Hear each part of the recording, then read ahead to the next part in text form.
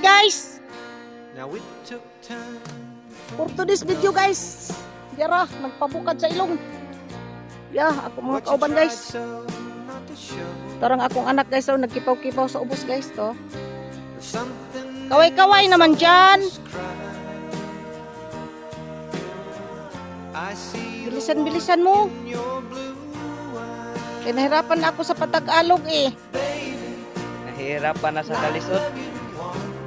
Hindi ka naman makita ang layo mo. Bilis-bilisan mo dyan. Kita ba?